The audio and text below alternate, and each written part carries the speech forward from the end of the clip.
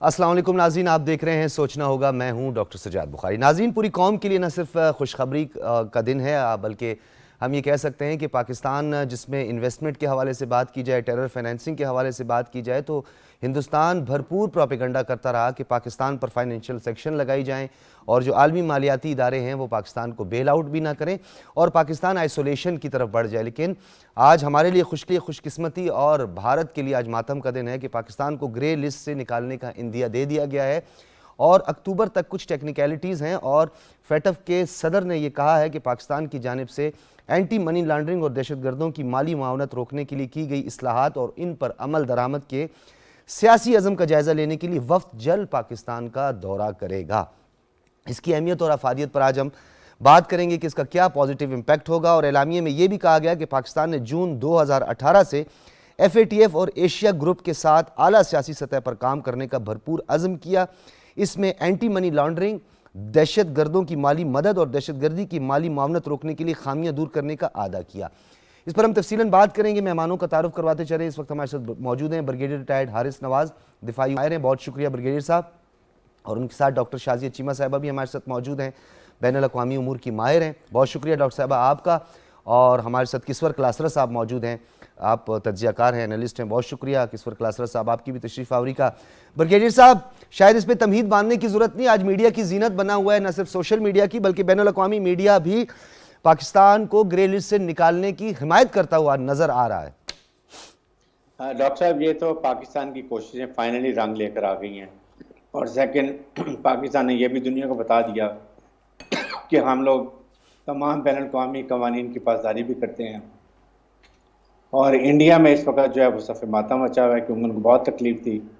انہوں نے دن رات پچھلے 4 سال سے کوشش کی، 2018 جون سے جب سے یہ گرے لسٹ میں آئے تھے، کہ کسی طریقے سے پاکستان کو بلیک لسٹ میں لیا جائے، لیکن پھر اس کے بعد بہت زیادہ ایفرٹ کی گئی ہے، اور شروع میں ٹوٹل 5 پوائنٹ پہ عمل کیا گیا تھا، جی اور پھر 2019 میں ایکچولی جب چیف آرمی سٹاف کو حکومت نے مل کے آپس میں کوارڈینیشن کی اور یہ ڈیسائیڈ کیا کہ اس کا ایک سیل جی ایچ کیو میں بنایا جاتا ہے جو ڈی جی ایم او کے انڈر، جس میں 2 اسٹار لیفٹیننٹ جنرل کو بنایا گیا، اور انہوں نے بیٹھ کے دن رات محنت کی، اور اس میں 30 ہماری ڈفرینٹ منسٹریز، انسٹیٹیوشنز، ایجنسیز، سب نے مل کے کوارڈینیشن کی، اور ڈیلی بیسس پہ ورک کی گئی تاکہ کسی طریقے سے بھی پاکستان کو اس مصیبت سے نکالا جائے۔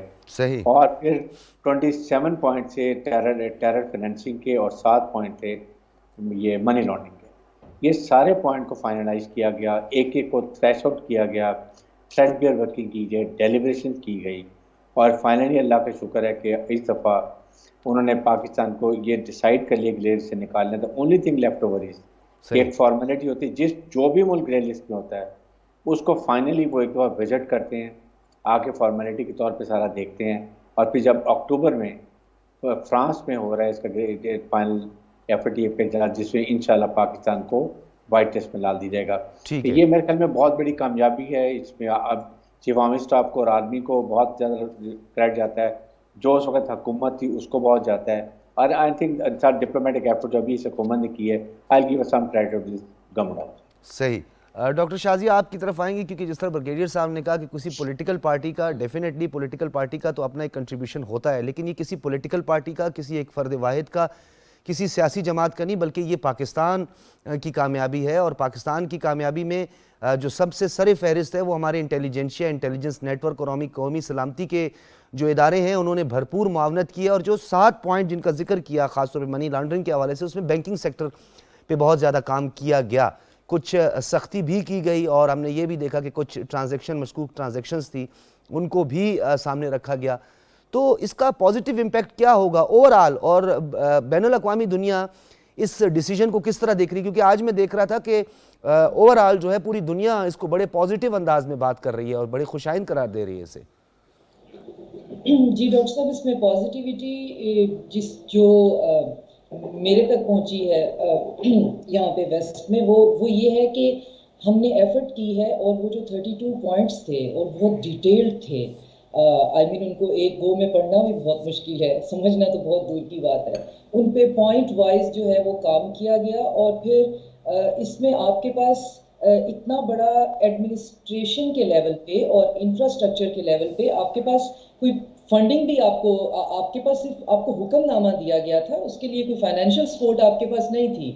تو اتنا بڑا ایڈمنسٹریٹر جو ہے وہ ایڈمنسٹریشن کے لیول پہ اتنا بڑا سیٹ اپ بنانا جس میں آپ لا اور انفورسمنٹ ایجنسیز کو ایڈ کر رہے ہیں، جس میں آپ بینکنگ سیکٹر کو ایڈ کر رہے ہیں، جس میں آپ پرائیویٹ جو منی ٹرانسفر ہے جیسے ویسٹرن یونین ہے، جیسے منی گرام ہے، آپ ان سب کو الائن کر رہے ہیں اور پھر ان کو ایک میٹرک پہ لاتے ہوئے ان سارے کے ساری ڈیمانڈز کو پورا کر رہے ہیں.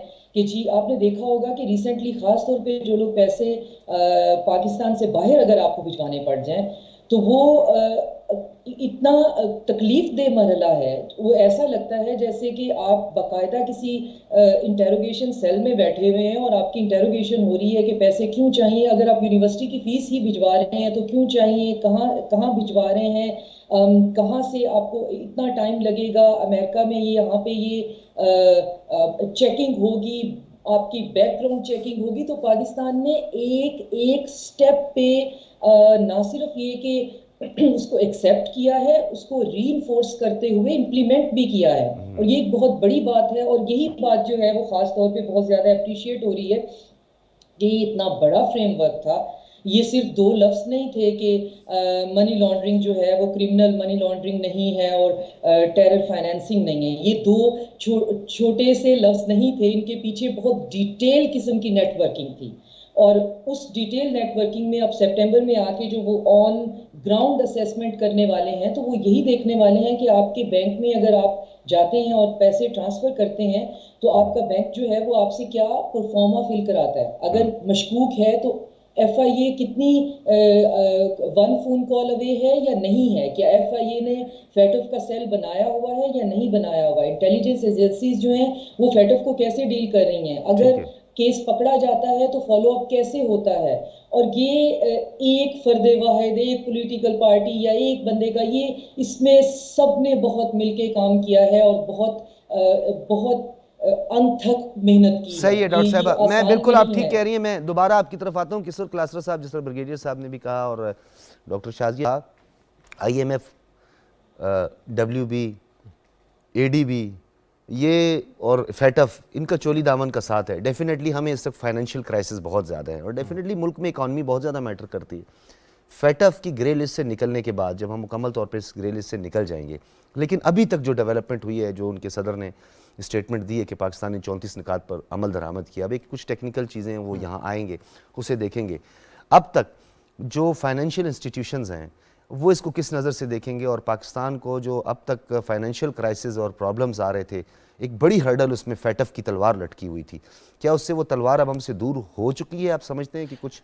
ڈاکٹر صاحب بالکل آپ صحیح کہہ رہے ہیں کہ واقعی ایک بہت بڑی تلوار تھی، وہ لٹکتی رہی ہے. اور اس سے سب سے بڑی بات یہ تھی کہ ایک انڈیا کا جو پروپیگنڈا تھا، آپ نے اس کے اوپر وار لڑی ہے پاکستان نے. پہلے تو یہ ہے کہ جس طرح پاکستان میں 2 بڑے کام ہوئے ہیں، جس طرح آپ کو پتہ ہے کرونا میں ہم نے این سی او سی یہاں پہ اسٹیبلش کیا ہماری گورنمنٹس نے، اور بہت ہی لائق ایک قابل تحسین کام تھا. اسی طرح سے اے ایم ایل کے حوالے سے جی ایچ کیو میں بڑے یہاں پہ کام ہوئے ہیں. تو سویلین اینڈ ملٹری لیڈرشپ کو اپریشیٹ کرنا چاہیے. دوسرا یہ کہ جس طرح آپ نے بات کی ہے ورلڈ بینک کی، اس کے بعد آئی ایم ایف کی، یہ سارے واقعی ان کا چولی دمن کا ساتھ ہے. آپ نے اپنے اوپر جو الزامات تھے آپ نے ان کو نل اینڈ وائڈ کر دیا ہے. اس کا مطلب you just come out clean. تو اس کا مطلب یہ ہے کہ آپ کا آئی ایم ایف کے جو اگر کوئی تھوڑے سے آئیڈینٹی کرائسس ہے یا تھوڑے بہت آپ کے اوپر کیا کہتے ہیں وہ چھوٹے بہت کرائسس ہوتے ہیں، ان کے آئیڈینٹی کے علاوہ بھی ڈھیر سارے معاملات ہوتے ہیں، تو وہ نل اینڈ وائڈ ہوئے ہیں. آئی ایم ایف آپ دیکھیں گے کہ آپ سوئفٹلی اس کو آپ بیل آؤٹ پیکٹ کی طرف جائیں گے. جو ایف اے ٹی ایف نے لٹکتی تلوار ہٹائی ہے، میرے خیال میں کہ وہ انہوں نے ویسے کہہ دیا ہے کہ آپ نے یہ کام کر لیے ہیں، جتنے بھی 34 وہ جو تھے پوائنٹس ہے آپ نے کور کر لیں. یہ ایک سیریمونیل سا ہے کہ انہوں نے وزٹ کرنا ہے، اس کے بعد اس کو کرنا ہے. اگر آپ نہ کر سکتے ہوتے تو میرے خیال میں جہاں تک بات آنی نہیں تھی. ہمارے جو فائنینشیل انسٹیٹیوشن کے اوپر پریشر تھا وہ ریلیز ہو گیا ہے. اب ہماری نہ صرف گورنمنٹ کی اینٹیٹیز بلکہ جو ہمارا ایک بہت بڑا سیکٹر ہے، ٹیکسٹائل کا سیکٹر تھا، جس ڈاکٹر صاحبہ کہہ رہی تھی انویسٹمنٹ بڑھنے کے امکانات بھی اب روشن ہو گئے. انویسٹمنٹ رو گئی تھی، اب دوبارہ آئیں گی. اس کا سب سے بڑا جو کیجول تھی پاکستان میں ایف اے ٹی ایف کے حوالے سے وہ تو تھی فارن انویسٹمنٹ تھی. جب آپ کے اوپر اینٹی منی لانڈرنگ کے الزامات لگے ہیں اس کے بعد تو بڑی سگنیفیکنٹلی فارن انویسٹمنٹ رک گئی تھی.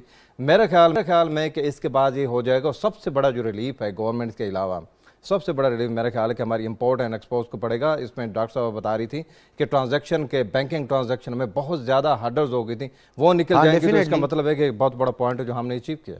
ٹھیک ہے, حافظ سعید کے حوالے سے بھی باتیں بہت ہوتی رہی اور انڈیا نے بہت پراپیگنڈا کیا کہ وہ ٹیرر فائنینسنگ میں پوائنٹ نمبر 3 میں بڑا اس کا واضح طور پر, اور ہندوستان اس پراپیگنڈے کو بہت آگے لے جاتا رہا. تو اس کا مطلب یہ ہے کہ ہندوستان, جس کو ہم بذات خود نہیں بلکہ پوری دنیا جانتی ہے, سمجھتی ہے کہ دنیا کا سب سے بڑا ٹیرر فائنینسر جو ہے وہ ہندوستان ہے. نیپال میں, بھوٹان میں, ایون سری لنکا میں ابھی جو کرائسس آ رہا ہے اس میں بھی اس کا ہاتھ نظر آتا ہے, بلوچستان میں اس کا نظر آتا ہے, افغانستان کی کرائسس میں وہ نظر آتا ہے. ٹیرر فائنینس میں تو وہ سر فہرست ہے. کیا ڈپلومیٹیکلی یا ہم سفارتی طور پر ہندوستان کا یہ مکروہ چہرہ دکھانے میں کامیاب ہوئی ہیں, اور کیا فیٹف میں اب ہم اس موقف کو لے کر آگے بڑھ سکتے ہیں؟ دیکھیں, ہندوستان ڈپلومیٹیکلی بڑا سٹرونگ رہا ہے. International F A T F کو چھوڑ دیں, انٹرنیشنلی بہت زیادہ ہم نے ان کو کرارا جواب دیا ہے. جب ایف اے ٹی ایف کے آپ یہ دیکھیں کہ ہندوستان نے بڑی کوشش کی ہے کہ ہمیں بلیک لسٹ میں ڈالیں, جس میں ایران اور صرف ایک ملک ہے شمالی کوریا, میں بڑی کوشش کی ہے ان لوگوں نے. میرا خیال ہے کہ یہ پاکستان کی ایک بہت بڑی سفارتی کامیابی ہے. ہم اس چیز سے پہلے سٹیپ سے نکلے ہیں. ٹو سم ایکسٹنٹ ہم نے ان کا جو چہرہ ہے, مکروہ چہرہ انڈینز کا, وہ ہم نے دنیا کے سامنے رکھا ہے. اور جس طرح آپ بات کر رہے ہیں کہ حافظ سعید کی, حافظ سعید عدالتیں ان کے ساتھ انصاف کر رہی ہیں. اس کے بعد یہ ذکی الرحمان لکھوی کی بات کرتے ہیں, اس کے ساتھ وہ عدالتوں میں اس کے کیسز چلے ہوئے ہیں. ہم نے پاکستان نے ان کے اوپر کیسز کیے ہیں.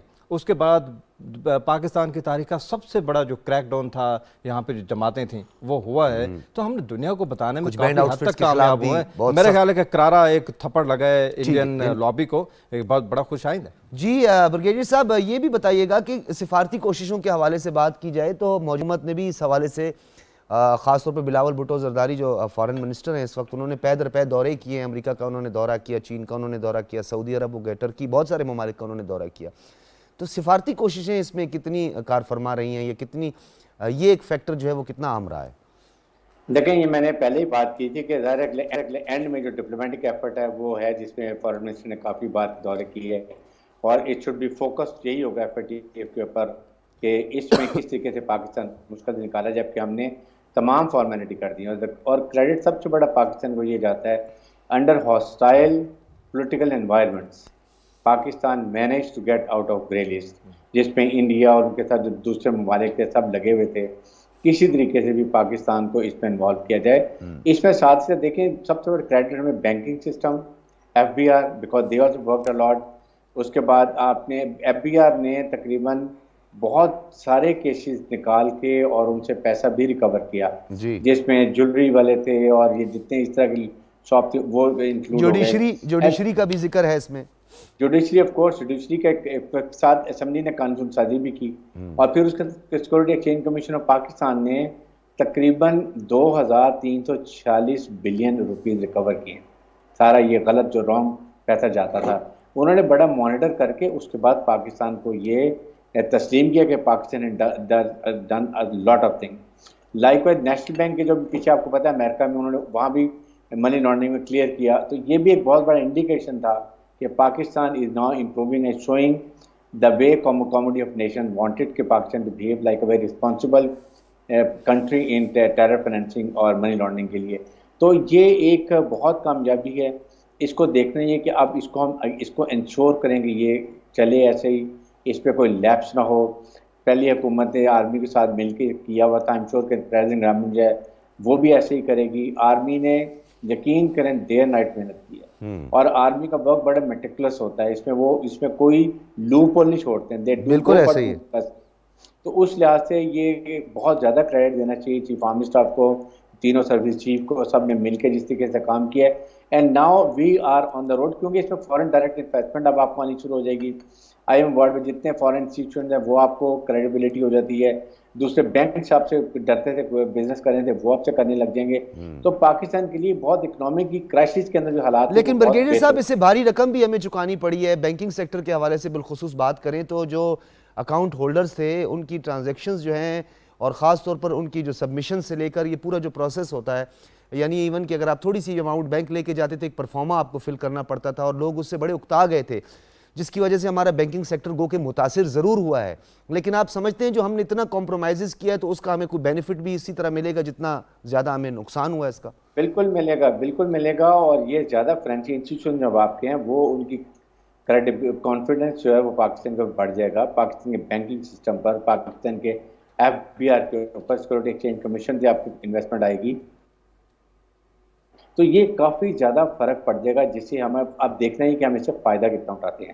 اور اس وقت جب ہم اکنامک کرائسس میں تھے، FATF سے گریس سے نکلنے کا مطلب ہے IMF ورلڈ بینک کو بھی کافی زیادہ ایوارڈ ہو جائے گی کانفیڈنس کہ Pakistan is now on the road in the right direction, جس سے اب آئندہ کے لیے ہمیں اس کا بہت فائدہ ہوگا۔ لیکن بات وہی ہے کہ اس کو فالو اپ ہم ہوتا ہی ہے کہ کام کرنے کے بعد ہم بھول جاتے ہیں۔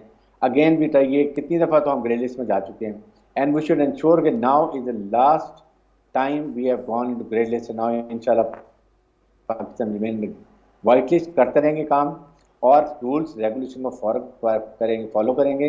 FBR، اس کے بعد bank completes, then security exchange commission of Pakistan and Pakistan military, all and intelligence they will keep working, keep striving to ensure کہ کہیں بھی ایک انڈیویجول کی وجہ سے، ایک غلط انٹری کی وجہ سے دوبارہ پرابلم نہ ہو۔ آئی تھنک اس کو فالو اپ کرنا از مور امپورٹنٹ۔ بالکل ٹھیک ہے ڈاکٹر شازیہ، یہ بتائیے گا کہ اب بھارت کی ہم بات تھوڑی سی کر لیتے ہیں کہ پہلے تو وہ کوششوں میں لگا رہا کہ وہ کوارڈ کے علاوہ بھی جو ہے امریکہ کے ساتھ ایک اتحاد، پھر نیوکلیر سب میرین کا معاملہ بھی چلتا رہا، اور ایکسٹرا آرڈنری فیور جو ہے وہ بھارت کو ملتی رہی ویسٹ کی جانب سے۔ آج بھی ہم دیکھ رہے ہیں کہ ایک لابنگ ان کے لیے ہو رہی ہے، اور خاص طور پر سیکیورٹی کونسل کا مستقل رکن بننے کی کوشش کر رہے ہیں۔ نہ اس نے NPT پہ سائن کیا، اور USSR آپ کو یاد ہوگا اس وار میں بھی اس نے اس کا ٹلٹ کیا رہا۔ آج ہندوستان ٹیرر فائنانس بھی کر رہا ہے ملک کے اندر بھی۔ اب پچھلے دنوں بلنکن نے بھی بہت سخت سٹیٹمنٹ دی کہ جو مسلمانوں پر تشدد کیا جا رہا ہے اور جس طرح ان کی املاک جلائی جا رہی ہیں ان پہ ان کو تشویش کا اظہار بھی کیا۔ سیکیورٹی کونسل کے علاوہ یونائٹڈ نیشن کے سیکرٹری جنرل انتونی ان کے سیکرٹری جنرل جو ہیں انہوں نے بھی بار بار ہندوستان کے اندر جو ہے جو مسلمانوں کے خلاف جو پرتشدد کارروائیاں ہیں ان پر تشویش کا اظہار کیا۔ تو کیا پاکستان یہ مقدمہ لے کر اب جا سکتا ہے کہ جو ہندوستان ہے اس کی ٹیرر فائنینسر کو روکا جائے، کیونکہ یہ عالمی دہشت گردی کا موجب اور وجہ بننے جا رہا ہے؟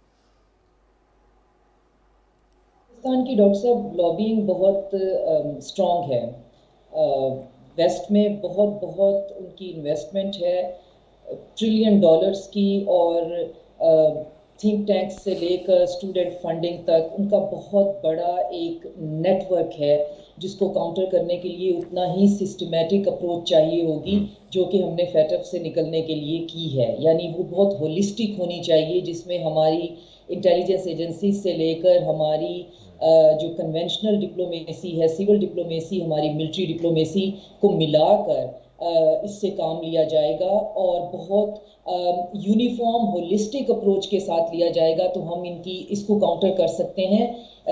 یہ ان کی جو اپنی جو پولیٹیکل ڈاکٹرائن ہے خاص طور پہ ویسٹ میں، وہ بہت زیادہ بکتی ہے، اور ابھی تک وہ بہت پریویل کیے ہوئے ہے۔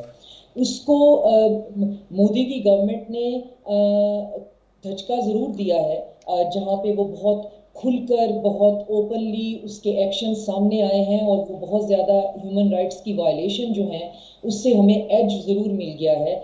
اور اس کے ساتھ اب جب ہم نے FATF کے سارے جتنے بھی ہمارے پہ شرائط لگائی گئی تھیں، ہم نے انہیں بہت میٹیکولسلی، بہت سسٹمیٹیکلی اس کو کاؤنٹر کیا ہے، تو یہ بھی ہمارے لیے بہت زیادہ فیور میں ہوگا کہ یہ صرف بات نہیں ہے، ہم باقاعدہ جو ہم سے چاہا گیا تھا کہ آپ کا پورا جو ان اور آؤٹ ہے جو منی ٹرانزیکشن کی، وہ ایک US کنٹرول سینٹرک سسٹم کے انڈر آ جائے، اور یہی ایک ڈیمانڈ تھی، اور یہی چاہت جو ہے۔ اچھا ڈاکٹر صاحب، ایک اور بڑا ایک اہم نقطہ ہے جسے زیر بحث نہیں لایا جا رہا ہے، ہو سکتا ہے maybe I am not right, میں ٹھیک نہیں کہہ رہا ہوں، قومی سلامتی پالیسی کا جو اجرا ہوا، جسے ہم نے ایک سٹیزن سینٹرک رکھا، بدقسمتی سے کل بھی میں اپنے شو میں اس کا ذکر کر رہا تھا، اس وقت تک FATF کا فیصلہ سامنے نہیں آیا تھا۔ ہمارے ساتھ اس وقت فیصل کریم کنڈی صاحب یہاں بیٹھے تھے، انہوں نے کہا اگر جیسی FATF کا فیصلہ آئے گا تو ایک پولیٹیکل پارٹی کہے گی کہ کریڈٹ سارا ہمیں جاتا ہے، ہم نے سب کچھ کیا تھا۔ یہ قومی سلامتی پالیسی FATF کو گرے لسٹ سے نکالنے میں ہمیں کتنا کارآمد ثابت ہوئی ہے؟ اس قومی سلامتی پالیسی جو دستاویز سامنے آئی تھی، ये दस्तावेज डॉक्टर साहब सामने जिस दौर में आई है ये उससे बहुत पहले बनना शुरू हो गई थी, और इसको बनाने वाले जो है वो भी सिविल और मिलिट्री डिप्लोमेसी मिलकर ही इस पे काम कर रहे थे, और मैं बहुत कैटेगोरिकली जानती हूँ कि इसको कॉइन करने वाले जो है वो कौन थे और कहाँ ये बैठकर डिसाइड हुआ था कि हमें ये काम करना है। ये बिल्कुल वैसा ही है, इसका क्रेडिट पिछली गवर्नमेंट को देना, जैसा कि इस्लामोफोबिया का क्रेडिट वो लेना चाह रहे हैं। हालांकि इस्लामोफोबिया वेस्ट में जो है अब उनकी डोमेस्टिक पॉलिटिक्स में आ गया हुआ है और खुद जो है वो इसको डील करना चाहते हैं, अपनी ही इंजीनियर की हुई चीज़ अब उनके लिए अजाब बन गई है। तो ये इस्लामोफोबिया का क्रेडिट भी लेना उतना ही गलत है जितना इस्लामती कमेटी का जो एक दस्तावेज हमारे सामने आई थी उसका, ये बहुत पहले बनना शुरू हो गई थी। तो इसका क्रेडिट जो है वो जो गवर्नमेंट लेना चाह रही है वो उसको बिल्कुल नहीं जाता है। और इसके अंदर क्योंकि मैं ये स्टेटमेंट पढ़ रहा था, पिछली हुकूमत पाकिस्तान तहरीक इंसाफ के चेयरमैन कह रहे हैं कि 32 नुकात तो हमने रिमूव किए थे, उस पर हमने अमल दरामद किया था, जबकि मुझे याद पड़ता है ब्रिगेडियर साहब ने भी करवाया था 4 से ज़्यादा आई थिंक पॉइंट थे जो रह गए थे पेंडिंग में, जो इस मरतबा इजलास में जो बर्लिन में हुआ उसमें उस पर बात हुई है। ये डॉक्टर साहब बहुत बेबुनियाद बातें हैं। ये बातें ना तो इमरान खान के बस की हैं, उसके कैबिनेट जो है वो भी हमारे सामने है, ये वो इससे बिल्कुल नाबल्द हैं। हमें बहुत ओपनली, मैं तो हमेशा से ये लिखती भी आ रही हूँ और कहती भी हूँ कि वो उनके अंदर ये एबिलिटी ही नहीं है कि वो ये कर सकें। प्लस ये कॉमन सेंस के बहुत खिलाफ है कि आप इस तरह की चीज़ें जो हैं वो 2-2 साल के या 3-3 साल के टेन्योर में हो रही हूँ। ये बहुत पहले और कहीं और बैठकर होती हैं और इसमें ब्रेन इन्वॉल्व होते हैं, इसमें पॉलिटिकल स्टेटमेंट्स इन्वॉल्व नहीं होती हैं। और ख़ास तौर पे आपने देखा ही होगा कि ये जो गवर्नमेंट, ख़ास तौर पे पीपल्स पार्टी और नून लीग की जो एक बात जिसको मैं हमेशा अप्रिशिएट करती हूँ कि ये कलेक्टिव एफर्ट को अपने सर का सेहरा बनाने की बिल्कुल कोशिश नहीं करते। वो बहुत राइटफुली ये बात बताते हैं कि ये काम जो है ये फर्द वाहिद का, एक लीडर का, एक पार्टी का नहीं है। ये काम बहुत होलिस्टिक अप्रोच से हुआ है और ये काम इस तरह से हुआ है और अब ये काम यहाँ तक पहुँच गया है। और ये एक बहुत मैच्योर और बहुत प्रोफेशनल अप्रोच है और रखनी भी यही चाहिए कि जी ये इतने पॉइंट्स जो हैं ये इससे पहले, अब आप अगर ये इसका जो है वो फिर इल्ज़ाम जो है किसी गवर्नमेंट को देने की आप कोशिश करें कि जी ग्रे लिस्ट में जाने की जिम्मेदारी इसकी है, तो ये भी उतना ही स्टूपिड होगा जैसे ग्रे लिस्ट से निकलने की जिम्मेदारी किसी एक फर्द को देने वाली बात है। ठीक है डॉक्टर शाजिया, ठीक कह रही हैं आपकी। सर क्लासरा साहब, इस स्टेटमेंट को इस तरह भी हम देख सकते हैं कि हम पेट्रियटिज़म जिसकी बार बार बात करते हैं और ख़ास तौर पर जहाँ हमारे नेशनल इंटरेस्ट की बात आती है, जहाँ हमारा इज्तिमाई कौमी मफाद की जहाँ बात आती है, तो फैटफ किसने फैटफ में शामिल किया, इस तरह की स्टेटमेंट देना, और फैटफ से निकाला हमने, इस तरह की स्टेटमेंट देना, यानी आप किसी की हुब्बुल वतनी को चैलेंज करते हैं और आप कहते हैं कि सिर्फ मैं ही मुहिब्बे वतन हूँ और बाकी जितने भी हैं वो कोई भी हुब्बुल, और मेरे सफ़ में जो भी शामिल है वो मुहिब्बे वतन है। हाँ जी बिल्कुल डॉक्टर साहब, आपने बड़ा बेहतरीन पॉइंट रेज़ किया है कि बिल्कुल मैं, और कहते हम पढ़ते थे इंटरमीडिएट में, I am the only being, सिर्फ मैं हूँ और इस जहान में कोई नहीं जाए। तो ये एक चाइल्डिश है आपका। जब मुल्क की सलामती के मामलात हों, जब इंटरनेशनल सतह के ऊपर इस किस्म के मामलात चल रहे हों, पूरी दुनिया आपको देख रही हो, तो वहाँ पे मेरे ख्याल में कि आपको मैं तू नहीं करनी चाहिए कि इसका क्रेडिट पाकिस्तान ने लिया, पाकिस्तान के सिक्योरिटी इदारों ने, सिविलियंस ने। और सबसे बेहतर जो एक पॉइंट आप भी थोड़ा सा निगलेक्ट कर गए हैं, तो आप उसको अप्रिशिएट करें अपने नौजवान वजीर खारजा को, जिस तरीके से जिस दिन उन्होंने चार्ज संभाला उसके बाद आपसे देखें कि यूनाइटेड स्टेट्स, उसके बाद वहाँ पे यूरोपियन भी है और ब्रिगेडियर साहब ने भी इसको एंडोर्स किया। एग्जैक्टली। और जिस तरीके से उन्होंने इस पहले यूनाइटेड स्टेट्स में जाकर परफॉर्म किया, उसके बाद FATF में, और जिस तरीके से वो काम कर रहे थे, लायक तहसीन आपके सवाल के जवाब में वन लाइनर, ये टाइम नहीं है कि हमने मुल्क को, कौम को आगे निकाला है, या ये सिर्फ हमारी सफ़ में जो खड़े हैं वो क्लीन है और उसके बाद सारे वो जो हैं वो सही काम नहीं करे। ये टाइम वो नहीं है। पाकिस्तान ने सबसे बड़े दुश्मन को करारा जवाब दिया है। जिस तरह आप पहले भी एक बात कह रहे थे कि पहले आपने अपनी गर्दन छुड़वाई है, अब नेक्स्ट टाइम आप देख लें कि आप इंडिया के साथ करते क्या हैं।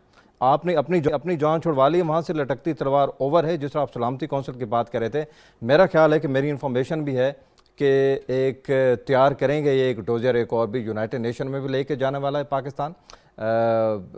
وزیر خارجہ نے اس کے اوپر کام کرنا شروع کر دیا ہے. اور دوسرا یہ کہ جس طرح بلوچستان میں یہ کام کیے ہیں ہم نے نیٹ ورک اس کا ایک پکڑا ہے اور پچھلے کچھ میرے خیال 2-3 سالوں میں بڑے کام ہوئے ہیں. لیکن اگر آپ اس کو کلک کر جاتے ہیں انٹرنیشنل سطح کے اوپر, جس طرح یہ نوجوان جو ہمارے وزیر خارجہ ہیں انہوں نے کلک کیا ہے وہاں پہ جا کے لائقہ تحسین ہے, میرا خیال ہے کہ انٹرنیشنل سطح کے اوپر اب آپ ڈیفینسو نہیں اوفینسو پوزیشن میں آ گئے اگینسٹ انڈیا, اور کرارا جواب آپ نے دے دیا ہے. اب یہ دیکھیں کہ آپ ان کی بینڈ کیا بجاتے ہیں وہاں پہ یونائٹڈ نیشن میں بھی, امریکہ کا بھی آپ نے ذکر کیا ہے, اور جس طریقے سے FATF میں آپ نے ان کو تھپڑ مارا ہے انڈین لابی کو, انڈینز کو, کہ وہ مضبوط پوزیشن میں لائقہ تحسین ہے. آپ اپنے اداروں کے, اور جس طرح فارن آفس ہو گیا, یا جس طرح بریگیڈر صاحب کہہ رہے تھے کہ ایک سویلین اینڈ ملٹری کا ایک لیڈرشپ کا ایک رول ہوتا ہے, آپ اس کو خراج تحسین پیش کریں. یہ ابھی شروعات ہے آگے کہ دیکھیں ہوتا ہے کیا. نیشنل پالیسی کی اب بات کر رہے تھے, سیکورٹی پالیسی کی, اس نے بڑا رول پلے کیا ہے. آئی ہیو اے پوائنٹ, اور جس طریقے سے اس پوائنٹ کے اوپر پاکستان کی سویلین اور ملٹری لیڈرشپ کھڑی رہی ہے, اور اس کو پوائنٹ بائی پوائنٹ اس کو انہوں نے امپلیمنٹ کیا ہے, لائقہ تحسین ہے.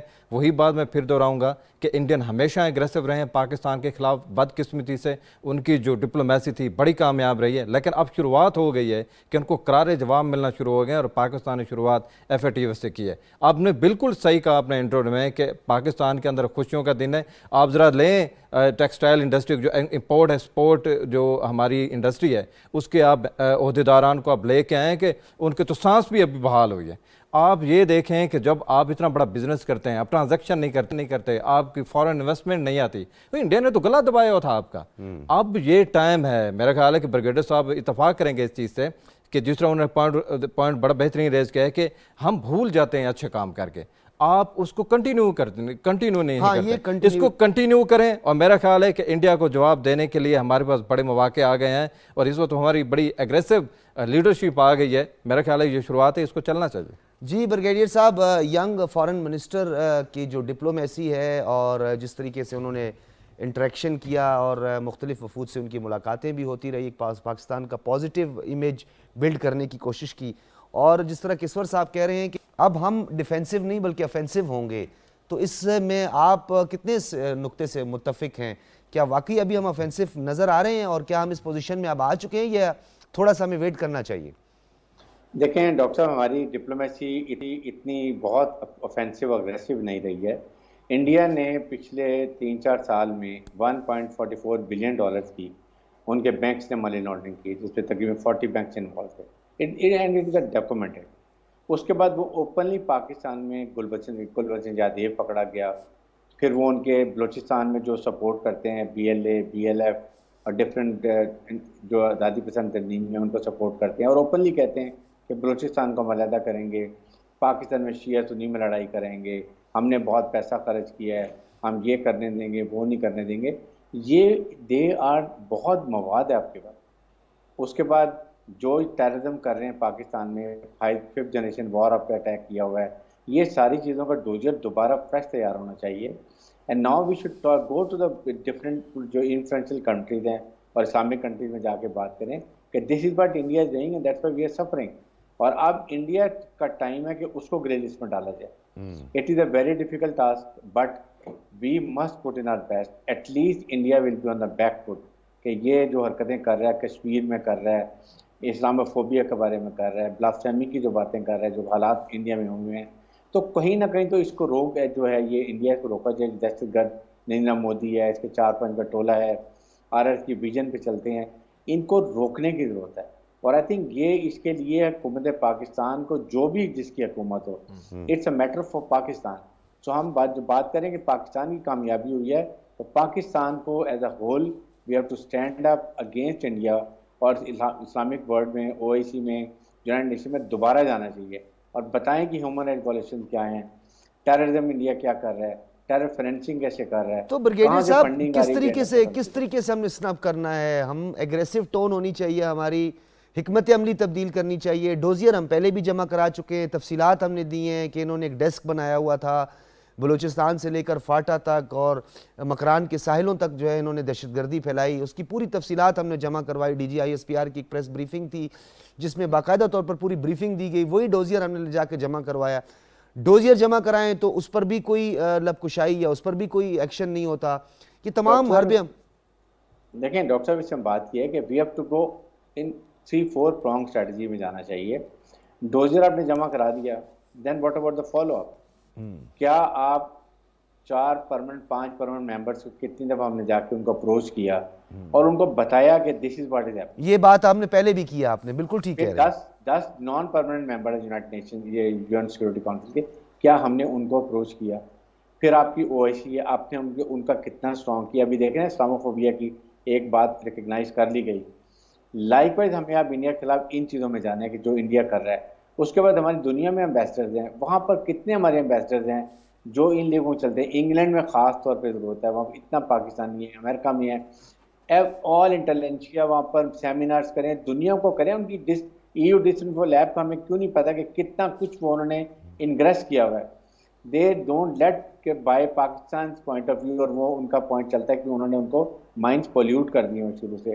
It requires a good effort at all level, diplomatically, پھر آپ کو یہ OIC کے تھرو, یونائٹڈ نیشن کے تھرو, اور تمام ایمبیسیز کو لے کے it has to be. Brigadier صاحب آپ کو یاد ہوگا ایک انوائے کانفرنس ہوئی تھی اسلام آباد میں, جس کا اس سے پہلے ہم اپنی ٹاک شوز میں اس کا ذکر کرتے رہے, آپ بھی ہمارے ساتھ اس میں حصہ دار رہے ہیں, اس پر ہم سجیشنز بھی دیتے رہے ہیں.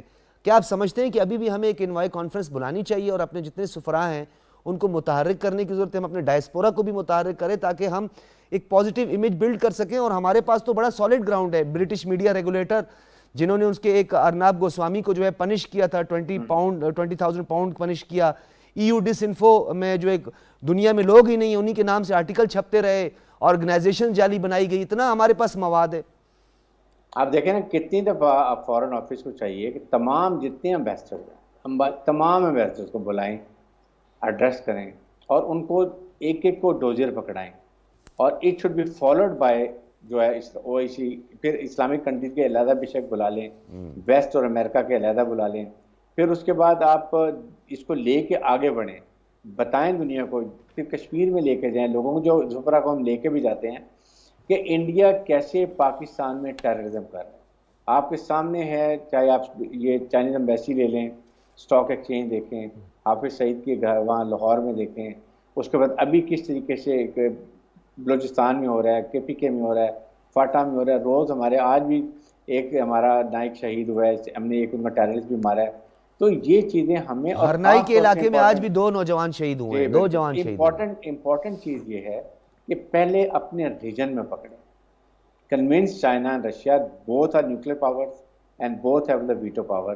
ان کو بتائیں ایران کو کہ اس خطے میں جو انڈیا کر رہا ہے اس کے اثرات کیا ہوں گے. اگر خدا نہ خاصہ لڑائی ہوتی ہے تو نیوکلیئر, تو اٹ کی اینڈ کہاں ہوتی ہے, نوبڈی نوز. کہ وار کی ڈائنامکس ہمیں پتہ ہوتی ہے, اس سے اس ریجن میں کیا ہوگا اور اس کے فالوڈ دنیا میں کیا ہوں گے. اگر ہم یہ اپنے ریجن کو بتائیں, آئی تھنک ان کو بہت افیکٹو ہوگا, اور then they will be also help us in United nation میں اس کو آگے لے کے چلنے. ٹھیک ہے, یہ بہت اہم آپ نے 2-4 آپ کی سجیشنز جو ہیں اس پہ خاص طور پہ عمل درآمد کی ضرورت ہے. ڈاکٹر شازیہ, آپ لکھتی بھی ہیں اور آپ بین الاقوامی دنیا کو بہت قریب سے مختلف آپ فورمز میں آپ شرکت بھی کرتی ہیں, بلکہ ہم تو آپ کو اپریشیٹ کرتے ہیں کہ آپ نے انڈیا کا ایک اور ڈس انفو کو کاؤنٹر کیا تھا اور آپ خود اس میں چلی گئی تھی, کچھ حقائق بھی آپ نے سامنے رکھے تھے. یہ بتائیے کہ پلوامہ کا جو ڈراپ سین تھا وہ بھی ہمارے سامنے, گپتا کے ساتھ جو واٹس ایپ چیٹ ہوئی اس کی تفصیلات ہمارے سامنے آ گئی, جشن منایا گیا اس پورے پلوامہ پہ. پھر برٹش میڈیا ریگولیٹر کی رپورٹس ہمارے سامنے ہیں, پھر EU ڈس انفو کی پوری تفصیلات ہمارے سامنے, کلبوشن ہمارے پاس تو شواہد کا انبار لگا ہوا ہے. تو ہم اسے کس فورم پہ لے کے جائیں؟ کیا انٹرنیشنل کورٹ آف جسٹس کے پاس بھی ہمیں جانا چاہیے؟ بھارت تو بار بار بھاگتا ہوا انٹرنیشنل کورٹ آف جسٹس چلا جاتا ہے اپنے بچے کو بچانے کے لیے, معصوم سا ایک بچہ جو ہے کلبوشن. تو اس بچے کو, اس کا بھیانک چہرہ دنیا کو ہم کیوں نہیں دکھا پا رہے؟ کیا ڈپلومیٹک انگیجمنٹ میں ہمارے مسئلہ آ رہا ہے, یا آپ سمجھتے ہیں کہ ہمارے سفراء کو کچھ ایکسٹرا آرڈنری ایفرٹس دکھانی ہے؟ ہمارا ایک ڈپلومیسی کا ایک ویک ایریا ہے جس پہ ہم تھوڑا سا کام نہیں کرتے ہیں, اور اس کو ہمیں سول اور ملٹری डिप्लोमेसी के साथ लेके चलना पड़ेगा वो है सॉफ्ट या कल्चरल डिप्लोमेसी।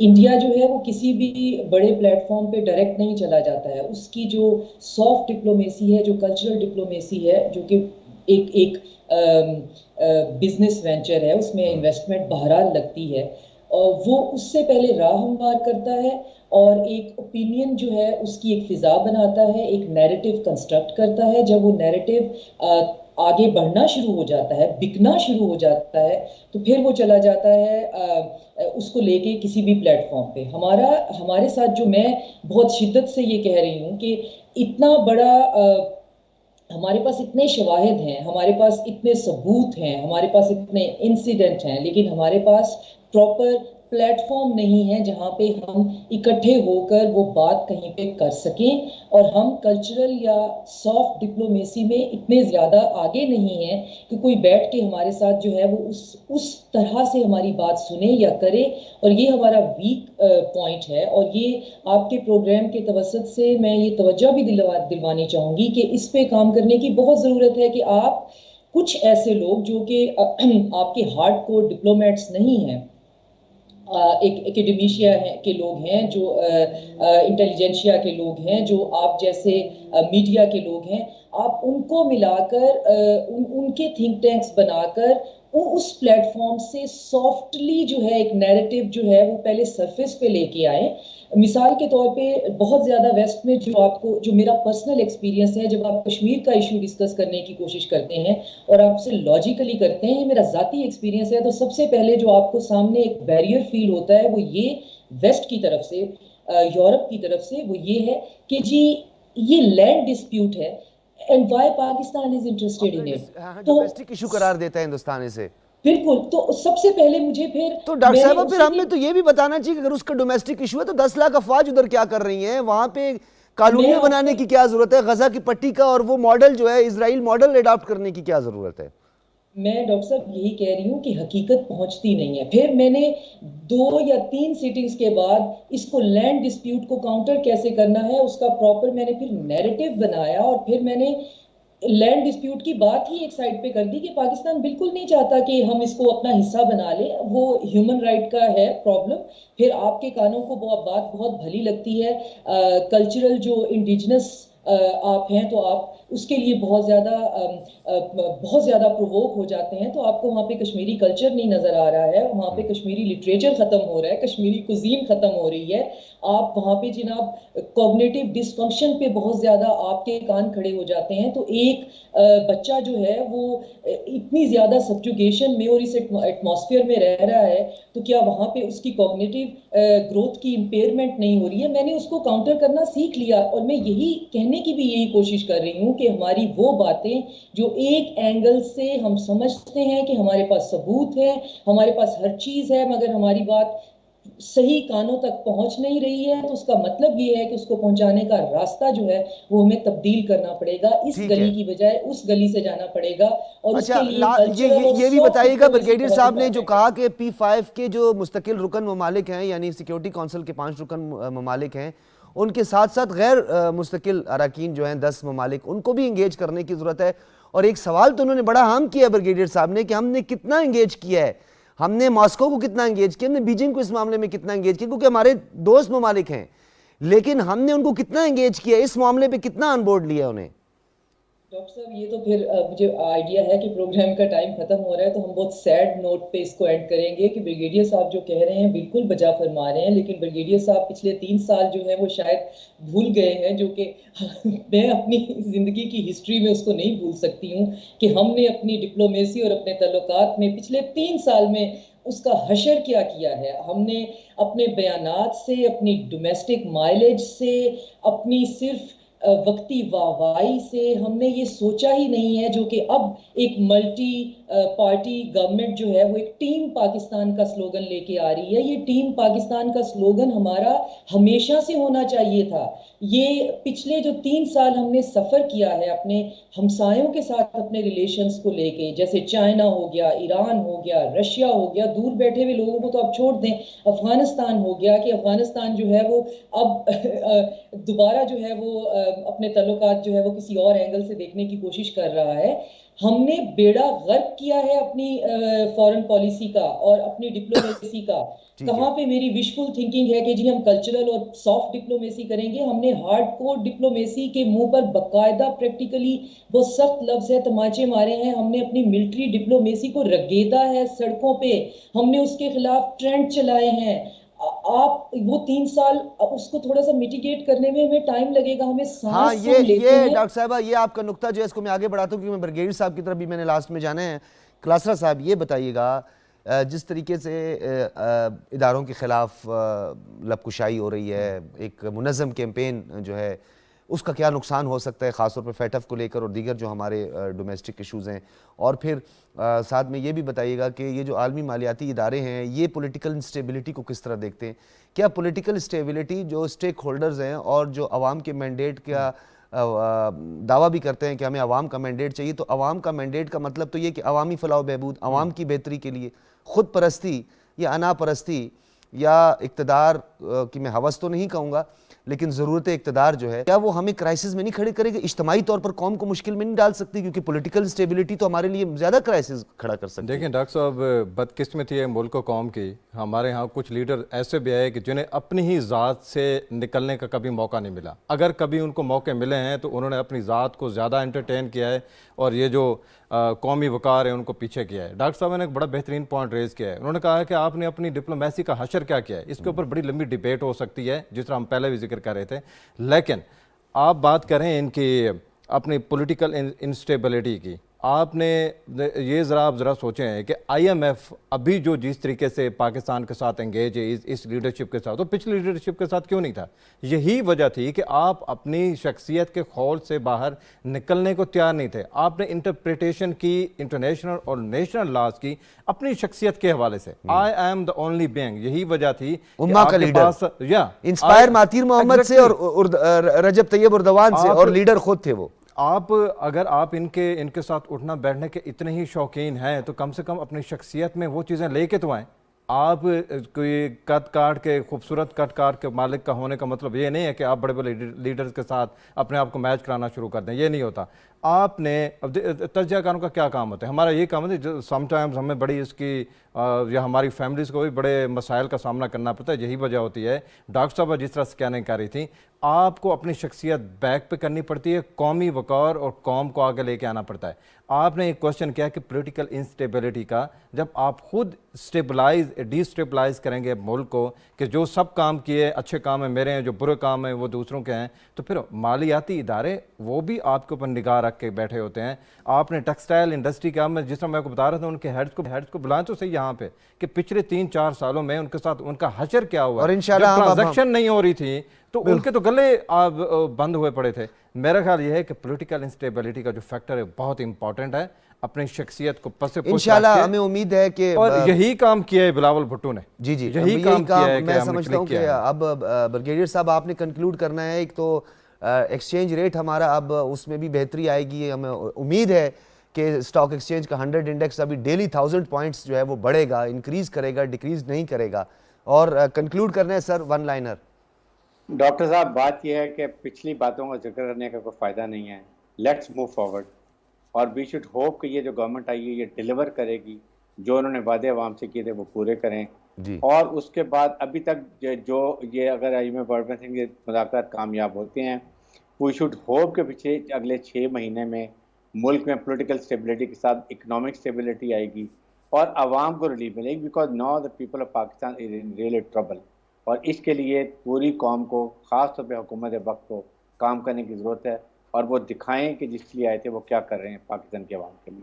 بہت شکریہ. بریگیڈیئر ریٹائرڈ حارث نواز صاحب ہمارے ساتھ موجود تھے، ڈاکٹر شازیہ چیمہ صاحبہ ہمارے ساتھ موجود تھیں، کسور کلاسرا صاحب ہمارے ساتھ. تینوں حضرات کا بہت شکریہ. اور ناظرین، آج کے پروگرام میں جو سجیشنز آئی ہیں ڈیفینیٹلی ہمارے جو تھنک ٹینکس ہیں اور خاص طور پہ جو ہمارا فارن آفس ہے اس کے لیے یہ بڑی اچھی تجاویز ہیں اور ان تجاویز پر عمل درآمد ڈیفینیٹلی اور ایک یونینیمس ڈیسیجن جو ہے وہ لینے کی ضرورت ہے. ہم اس کے لیے انوائے کانفرنس بلا سکتے ہیں. ہم P5 کے رکن ممالک کو سجیشن یہ بھی آئی ہے کہ ہم ان کو بھی انگیج کر سکتے ہیں. ایک کنٹینیوٹی اور کنسسٹنسی کی ضرورت ہے ہمیں اپنی فارن پالیسی میں، اور خاص طور پر فیٹف کو لے کر اکتوبر تک ہمیں بہت پھونک کے قدم رکھنا ہے اور ہم نے ایک پولیٹیکل اسٹیبلٹی لانی ہے ملک کے اندر تاکہ ایک ساورن اسٹیٹ ہو، ہم اکنامک ساورینٹی بھی ہو. تاکہ ہم خود سے فیصلے کر سکیں, ہم پہ فیصلے صادر نہ کیے جائیں. اجازت دیجیے, اللہ حافظ.